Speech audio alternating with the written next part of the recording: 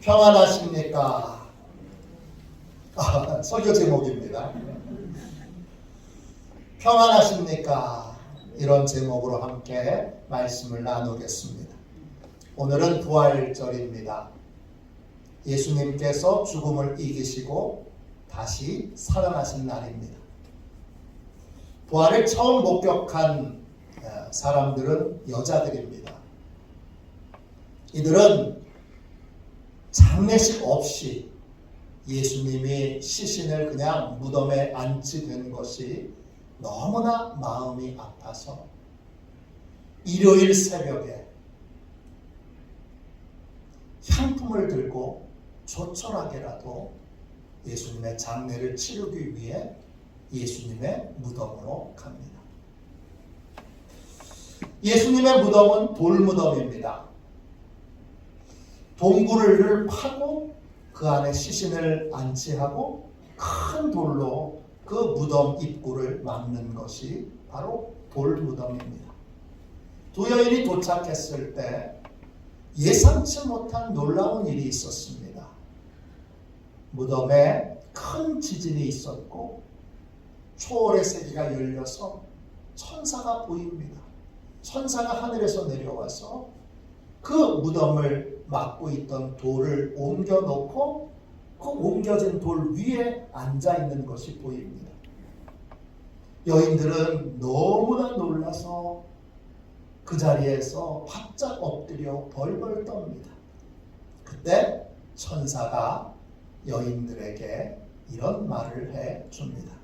5절 6절입니다. 천사가 여자들에게 말하여 이르되 너희는 무서워하지 말라. 십자가에 못 박히신 예수를 너희가 찾는 줄을 내가 아노라. 그가 여기 계시지 않고 그가 말씀하시던 대로 살아나셨느니라.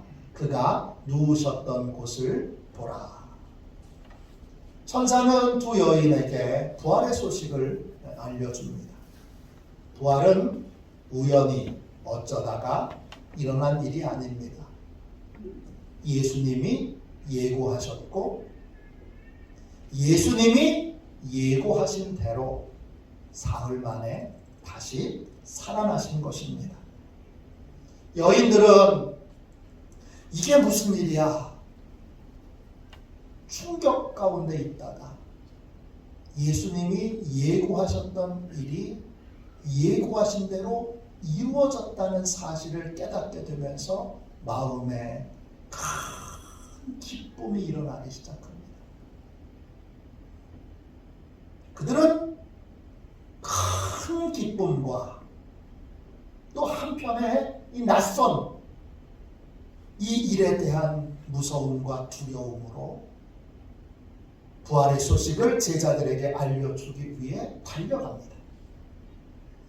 8절 말씀 보십시오. 그 여자들이 무서움과 큰 기쁨으로 빨리 무덤을 떠나 제자들에게 알리려고 다름질할세. 이 여자들이 느꼈던 무서움이라는 건 헬라어로 포보스입니다. 한 번도 경험해보지 못했던 낯선 일들을 겪게 될 때에 우리가 느껴지는 얼른 도망치고 싶은 마음, 이것이 무서움입니다. 기쁨은 헬라어로 차라입니다. 큰 소리로 환호성을 지르는 엄청난 기쁨을 말합니다. 이 여인 안에는 두 가지의 마음이 같이 있습니다.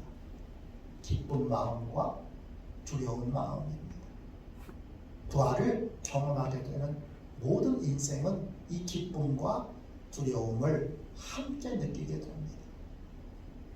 이 기쁨과 두려움으로 제자들에게 부활의 소식을 알려주려고 달려가다가 이 두 여인은 누군가를 만나게 됩니다.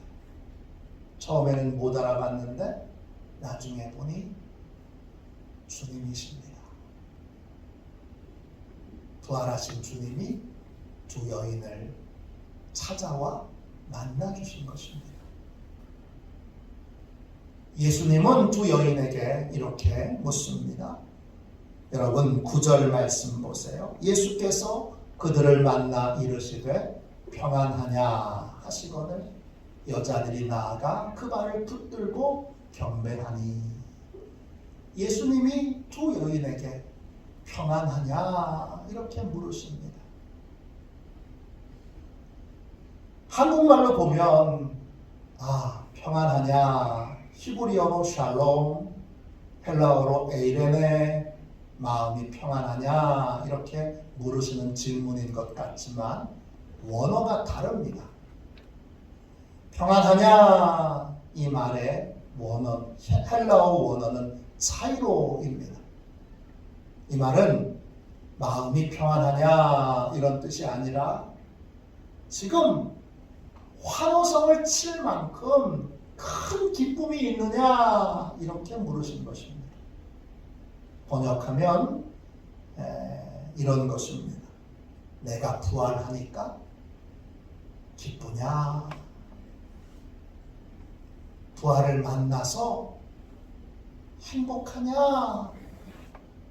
이렇게 물으시는 것입니다. 저는 오늘 부활절 아침에 이 예수님의 질문이 오늘 우리에게도 들려져서 우리 스스로의 마음을 살펴보기를 원합니다. 여러분, 부활을 만나서 기쁘십니까? 환호성을 지를 만큼 행복하십니까? 기쁘면 왜 기쁘십니까? 부끄러운 제 고백을 하겠습니다. 저는 신학대학을 졸업하고 군에 갔습니다. 군에서 제대하고 나서 1997년 2월에 충청북도 충주시 신림면 방주교회로 첫 목회를 나갔습니다. 2월에 부임하고 나서 4월에 부활주일이 됐습니다. 새벽 기도회를 인도하기 위해 일찍 강단에 와서 엎드려서 기도하고, 그리고 이제 예배를 인도하려고 일어서서 뒤로 돌아섰는데 깜짝 놀랐습니다. 모든 교인들이 하얀색 한복을 입고 와 앉아 계십니다. 오늘 보니까 장로님 중에서 몇 분이 하얀 넥타이를 하셨더라고요. 멋진 넥타이를 하셨던데, 제 첫 목회지에서 계셨던 성도님들은 다 하얀 옷을 입고 오셨고 손에 초를 들고 오셨어요. 제가 그렇게 하라고 말씀드리지 않았어요. 부활주일이 특별한 주일이기에 부활주일 새벽 예배를 그렇게 드리기 위해서 하얀 옷을 정성껏 입고, 그것도 다 데려서 입고 오셨어요. 그리고 초를 들고 오셨어요. 그래서 저도 얼른 깨닫고 서둘러 촛불을 켜게 하고, 그리고 불을 다 끄고 부활절 예배를 인도했습니다. 부활절 예배를 인도하면서 저분들에게 저렇게 특별하고 귀한 이 부활이 나한테는 무슨 의미가 있는가? 예배를 인도하고 설교를 하면서 제 마음을 돌아봤습니다. 그때 주님이 저한테 물으셨습니다. 내가 부활해서 너 기쁘냐? 너 부활을 만나서 진짜 행복하냐? 근데 부끄럽게도 저는요, 부활이 기쁘지 않았습니다. 부활이 뭔지 몰랐습니다. 제가 알았던 건 부활이라고 하는 개념이었습니다. 개념만 알았을 뿐. 부활이 도대체 뭔지, 왜 중요한지, 왜 기뻐해야 되는지, 예수님 부활하셨는데 내가 왜 기뻐해야 되는지 저는 도통 몰랐습니다. 신학대학을 졸업하고 대학원을 졸업했는데 전도사인데 그날 마음이 얼마나 괴롭고 아팠는지 모릅니다. 괴로운 마음으로, 아픈 마음으로, 또 성도들에게 송구한 마음으로 설교를 했습니다. 이 아픈 기억은 저한테 오랫동안 남아 있었습니다. 언젠가 부활에 대하여 내가 제대로 자세히 꼼꼼히 잘 살펴보고 공부해야지, 이런 마음이 있었습니다. 그런데 여건이 잘 안 닿아서 공부를 못하다가 인천에서 목회할 때 한참 지나고 나서 사도신경을 해설하는 설교를 하게 됐습니다. 제가 한번 하면 좀 자세히 하고 꼼꼼히 하지 않습니까? 22번에 걸쳐서 사도신경을 매주마다 주일에 강해를 했습니다. 그 설교를 준비하면서 연구도 하고 묵상도 하고 답답하여 막힌 부분이 있으면 성령님께 울부짖어 기도도 하면서 사도신경을 강해하던 끝에 거기서 부활이 뭔지 눈을 뜨게 됐습니다. 처음으로 부활의 의미와 중요성을 깨닫게 됐습니다. 저는 모태신앙인데 어렸을 때부터 부활주일이 되면 새벽에, 저희 원주는 그때는 연합 예배가 새벽에 있었잖아요. 새벽에 오돌오돌 떨면서 4시에 4시 반에 공설운동장에 모여서 같이 부활절 예배를 드렸던 수많은 추억들이 있지만, 제가 부활의 의미와 중요성을 비로소 사도신경을 강해하면서 깨닫게 된 것입니다. 다시 부산에서 목회할 때도 사도신경을 설명하는 설교를 2번 했습니다.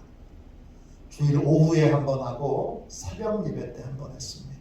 그때는 27번에 걸쳐서 사도신경을 강해했습니다. 강해하면서 명백하게 알게 됐습니다. 기독교의 핵심은 부활이구나.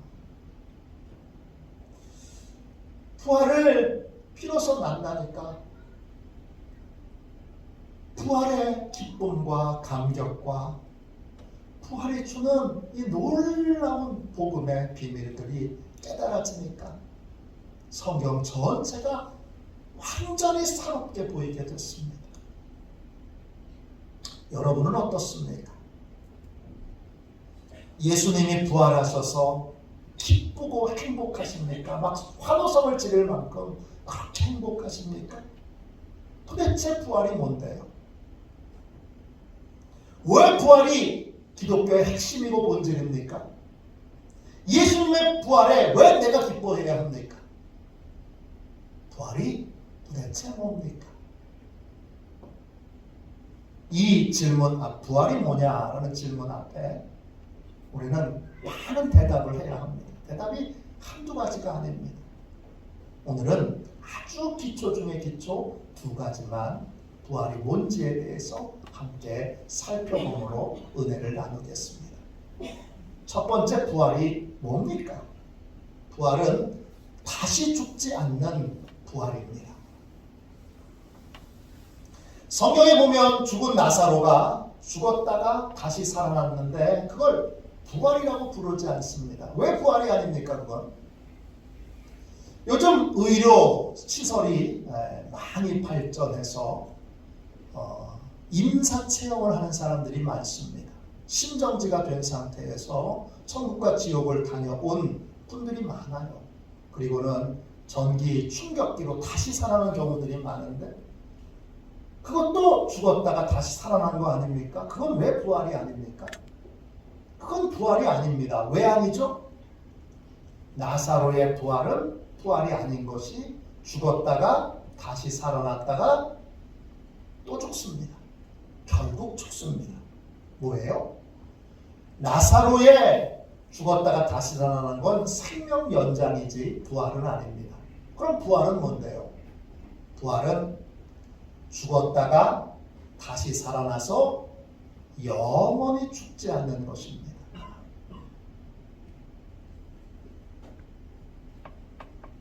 영원히 죽지 않는다면 예수님은 지금 생생하게 살아계신 겁니다. 부활이 주는 첫 번째 중요한 진리는 예수님이 살아계신다는 겁니다. 어디 계시죠? 부활 승천하셔서 하나님 보좌 우편에 앉으셔서 온 우주 만물을 통치하고 계시고, 또 교회의 머리가 되셔서 교회를 보호하고 계시고, 우리에게 성령을 부어주시고 우리의 삶을 지키시고 돌봐주고 계십니다. 주님이 살아계신 겁니다. 우리는 죽은 분을 추모하는 예배를 드리고 있는 것이 아닙니다. 생생하게 지금 우리의 예배를 받고 우리의 예배에 응답하시는 살아계신 주님께 예배를 드립니다. 우리는 살아계신 분께 기도를 드립니다. 이건 다른 종교와는 확연한 차이가 있습니다. 세계적인 종교들은 창시자의 무덤을 성지화합니다. 유대교는 아브라함의 무덤이 있는 헤브론을 성지로 삼아서 매년 유대인들이 순례를 합니다. 인도에 있는 부처님의 무덤에도 수천 명의 순례자들이 매년 방문합니다. 마호메트, 그 이슬람의 창시자인 무함마드의 무덤이 있는 메디나는 매년 수백만 명의 순례객들이 찾는 곳입니다. 그래서 순례객들이 집중적으로 모이는 때에는 밟혀서 죽는 사람들이 매년 나옵니다. 그런데 초기부터 기독교에는 예수님의 무덤을 찾는 분이 한 사람도 없습니다. 왜죠? 예수님이 살아계시기 때문입니다. 우리의 십자가에는 예수님이 매달려 계시지 않습니다. 왜 매달려 계시지 않죠? 부활하셨기 때문입니다. 우리는 생생하게 살아계신 분, 그분께 예배하고 그분께 기도하고 생생하게 그분의 도움을 순간순간 받으며 삶을 살아가고 있습니다. 16대 미국 대통령 링컨은 수많은 실패를 겪은 분입니다. 이분만큼 실패를 많이 겪은 분이 있을까 싶습니다. 그는 22살 때 사업에 도전했으나 실패합니다. 23살에 주의회에 출마하지만 낙선합니다. 24살 때 다시 사업에 도전했지만 실패해서 17년 동안이나 그 빚을 갚습니다. 27살 때 신경쇠약과 정신분열증에 걸립니다. 29살에 의회 의장직에 나섰지만 낙선합니다. 31살 때 대통령 선거위원회에 출마하지만 역시 낙선합니다. 34살 때 국회의원에 출마했으나 낙선합니다. 37살 때 국회의원에 처음으로 당선되지만 39살 때 또다시 낙선합니다. 실패, 낙선. 링컨을 아끼던 사람들은 링컨이 혹시 자살하지 않을까 염려했습니다. 실제 링컨도 그의 일기장에 이런 기록을 적어 놓았습니다. 나는 지금 이 세상에서 가장 비참한 인생을 살고 있다. 나는 재기할 수 없을 것 같다. 나는 인생의 막다른 골목에 있다. 그런 인생의 막다른 골목에서 매일 꾸준히 성경을 읽어나던 습관을 따라 성경을 읽다가 부활의 주님을 만나게 됩니다. 그는 부활을 만나고 부활의 주님을 만난 감동을 이렇게 그의 일기장에 적어놨습니다. 나는 성경을 읽고 그 속에서 죽음에서 부활하신 예수님을 만났다. 부활하신 예수님은 지금 나와 함께 계신다. 그런 부활의 의미를 깨닫고 부활의 주님이 생생하게 함께 하시며 도와주시는 것을 믿고 알게 되어 다시 용기를 내서 정치에 도전하게 됩니다. 그러나 그의 실패는 계속됩니다. 46살에 그는 상원의원에 출마했지만 낙선합니다. 47세에 부통령 선거에 출마했지만 낙선합니다. 49세에 상원의원에 출마하지만 또 낙선합니다. 그러나 부활을 만난 이후, 부활의 주님을 만난 이후 그는 낙선할 때마다 다시 일어납니다. 낙선의 소식을 들었을 때 그는 제일 먼저 이발소에 가서 이발을 합니다. 그리고 목욕탕에 가서 목욕을 하고 그 지역의 가장 비싼 레스토랑에 가서 가장 비싼 음식을 시켜 먹습니다. 그리고 레스토랑에 나와서 집으로 걸어가면서 이렇게 외칩니다. 오늘 떨어졌어도 내일 다시 할 수 있다. 부활의 주님이 나를 도우실 것이다. 도전하고 계속 도전해서 그는 51세에 미국 16대 대통령에 당선됩니다. 부활의 주님을 믿을 때 그 믿음이 인생 역전을 이루게 합니다. 부활을 믿으면 우리는 항상 부활의 주님이 도와주실 것을 믿게 되고 의지하게 되고 그러면 어떤 실패와 어떤 절망과 어떤 낙심에도 다시 일어설 수 있게 됩니다. 부활하신 주님이 생생하게 우리의 기도를 들으시고 우리의 예배를 받으시기 때문입니다.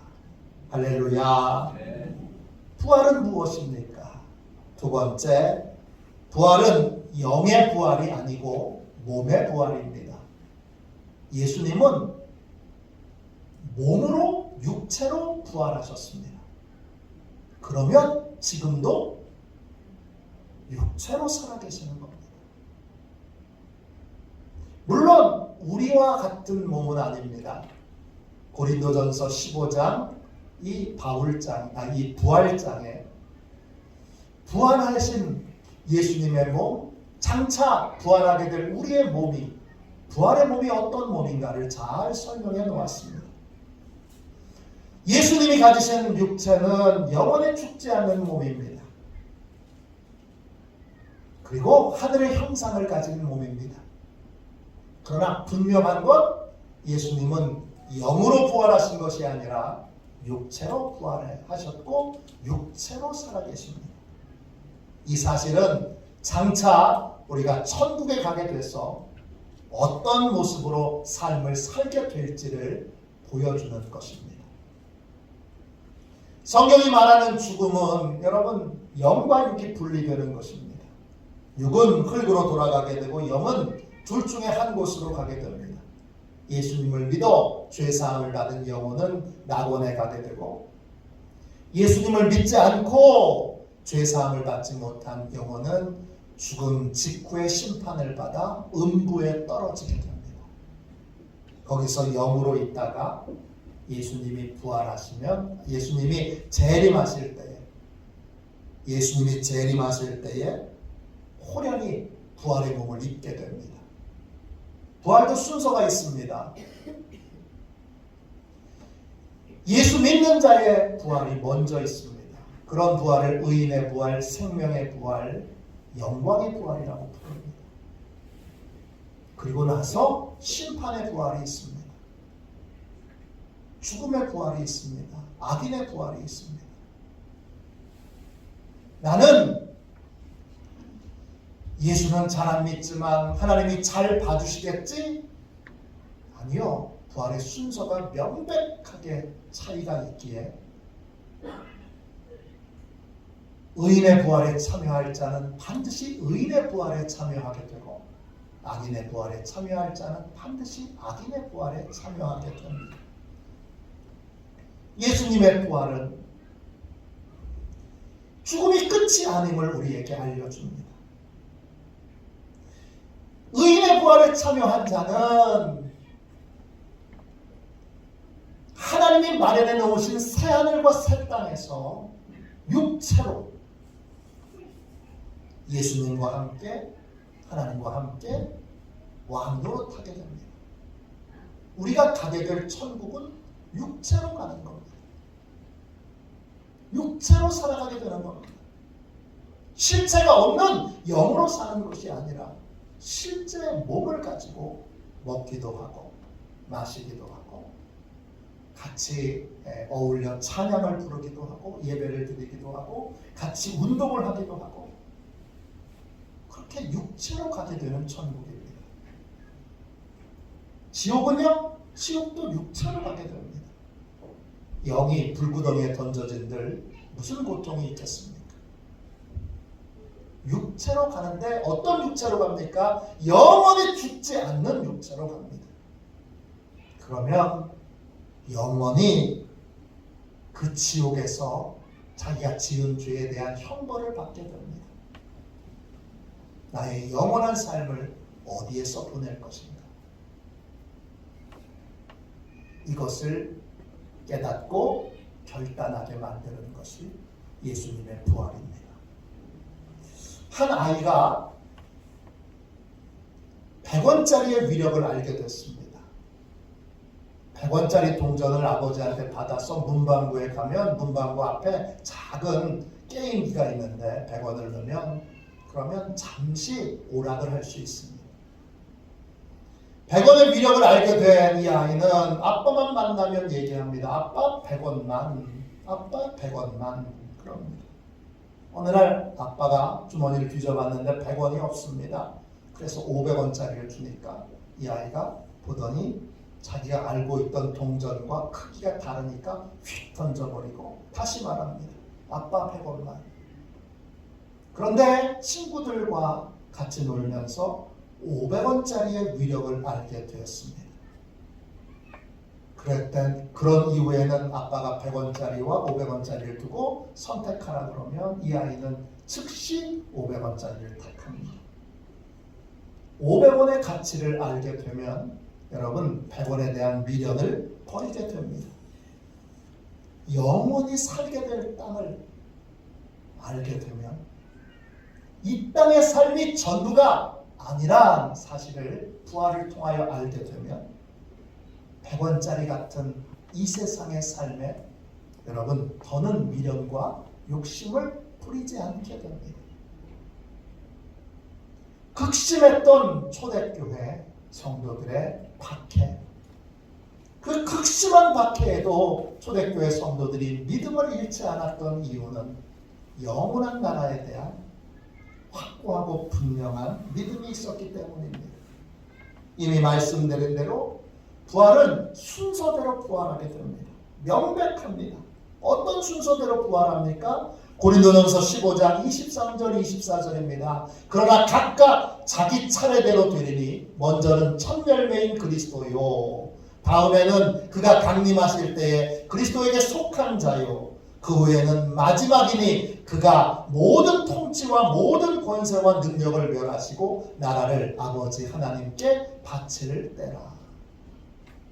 예수님이 부활하셨고 그 다음에 믿는 자의 영광의 부활, 의인의 부활, 생명의 부활이 있고 그리고 나서 심판의 부활이 있습니다. 기독교의 구원은 의인의 부활에 참여하는 것입니다. 의인이란 예수님을 믿어 십자가의 은혜로 죄 사함의 은혜를 입은 사람을 말합니다. 또 의인이란 끝까지 예수님을 믿는 믿음으로 예수님을 주인 삼고 사는 믿음의 삶을 완주한 자를 의미합니다. 그래서 초대교회 성도들은 끔찍한 박해를 받으면서 화형을 당하고 톱에 켜서 고문을 당하고 사자밥이 되고 십자가형에 처해져도 믿음을 버리거나 포기하지 않았습니다. 왜냐? 이 잠시뿐인 세상의 안락 때문에 영원한 나라를 포기할 수 없기 때문입니다. 그들은 더 좋은 부활, 의인의 부활에 참여하기 위하여 박해 중에도 믿음을 포기하지 않았습니다. 히브리서 11장 35절부터 38절까지 말씀입니다. 여자들은 자기의 죽은 자들을 부활로 받아들이기도 하며 또 어떤 이들은 더 좋은 부활을 얻기 위하여 더 좋은 부활을 얻고자 하여 한 번 더 읽을게요. 더 좋은 부활을 얻고자 하여 심한 고문을 받되 구차히 풀려나기를 원하지 아니하였으며 또 어떤 이들은 조롱과 채찍질뿐 아니라 결박과 옥에 갇히는 시련도 받았으며 돌로 치는 것과 톱으로 켜는 것과 시험과 칼로 죽임을 당하고 양과 염소의 가죽을 입고 유리하여 궁핍과 환난과 학대를 받았으니 이런 사람은 세상이 감당하지 못하느니라. 그들이 광야와 산과 동굴과 토굴에 유리하였느니라. 초대교회 성도들의 복음의 핵심은 더 좋은 부활, 영광의 부활에 참여하는 겁니다.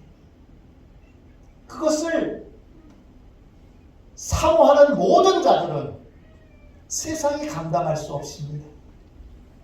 왜? 이 세상의 것은 금방 지나갈 것이기 때문입니다. 이들은 고문을 해도 채찍으로 때려도 조롱을 해도 옥에 가둬도 믿음을 포기하지 않습니다. 이들은 돌에 맞아도 톱으로 켜는 그러한 고문을 당해도 각종 시험과 칼로 죽임을 당해도 믿음을 포기하지 않습니다. 이들은 예수 믿는 믿음 때문에 삶의 터전에서 쫓겨나고 궁핍과 환난과 학대를 받아도 믿음을 조금도 포기하지 않습니다. 삶의 터전에서 쫓겨나서 평생 광야와 산과 토굴과 동굴에 살아도 이들은 믿음을 포기하지 않습니다. 터키를 성지순례로 간 적이 있습니다. 그때 데린구유라고 하는 곳에 갔을 때 지하 동굴의 세계가 있습니다. 지하 14m까지, 14층까지 내려간다고 하는데 한 7층 정도까지는 내려가 봤던 것 같습니다. 거기에 식탁도 있고 세례터도 있고 예배당도 있고 각 사는 집도 있고 그 안에 예수 믿는다는 이유 때문에 박해를 피하여 그곳에서 평생 살았던 사람들이 있습니다. 거기에 들어가면 그 자리에 서면 믿음의 위대함을 느끼게 됩니다.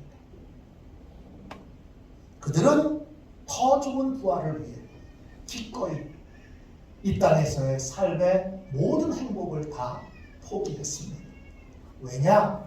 영원한 나라에 가서 영원한 복과 은혜를 누려야 하기 때문입니다.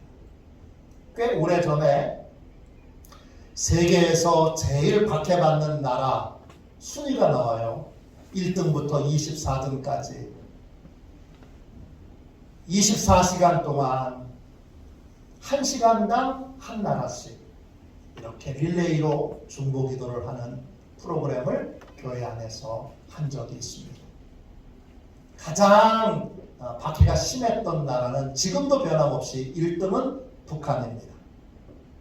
당시에 24등은 쿠바였습니다. 성도들과 함께 기도 정보 책자를 가지고 읽으면서 같이 기도하는 것. 내내 이런 질문이 던져졌습니다. 이 사람들은 왜 이 끔찍한 박해 중에도 예수를 믿을까? 이들이 믿음을 지켰던 힘은 어디에서 오는 건가? 중보기도를 하면서 성령 하나님께 답을 구했을 때 성령 하나님이 한 말씀을 해주셨습니다. 부활에 대한 믿음과 소망. 영원한 나라를 어디에서 지낼 것인가? 천국인가? 지옥인가? 새하늘과 새 땅인가? 아니면 게헨나 지옥인가? 이 문제 앞에 그들은 이 땅의 삶이 지옥이어도 죽음 이후에는 천국에 가기를 원하여 믿음을 포기하지 않았습니다. 우리가 만일 믿음을 지키지 못한다면 이유는 하나입니다. 부활에 대한 믿음과 소망을 잃어버렸기 때문입니다.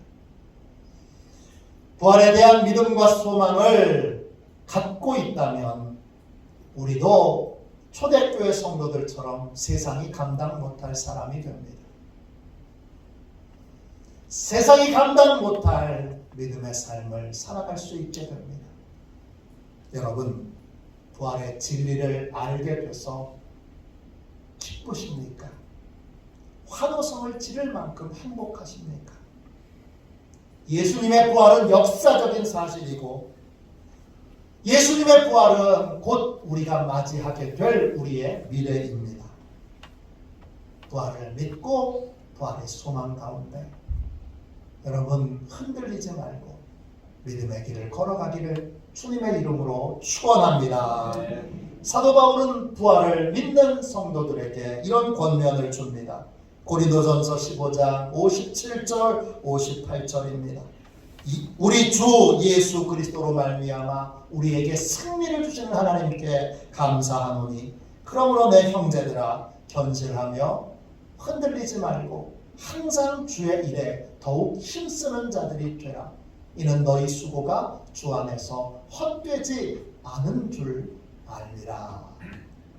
여러분, 영광의 부활을 믿고 십자가의 길을 걷는 모든 자들은 반드시 영광의 부활에 참여하게 될 것입니다.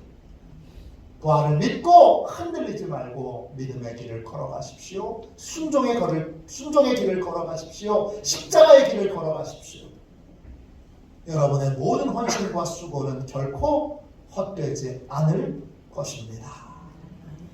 우리 이 시간 함께 우리 찬송가 171장을 함께 우리 뜨겁게 찬양하고 1절만 찬양하고 우리 함께 부활에 대한 믿음과 소망으로 승리하는 삶을 살도록 흔들리지 않는 세상이 감당 못할 세상이 어쩔 수 없는 세상을 극복하고 이기는 그러한 믿음의 삶을 살도록 뜨겁게 기도하도록 하겠습니다.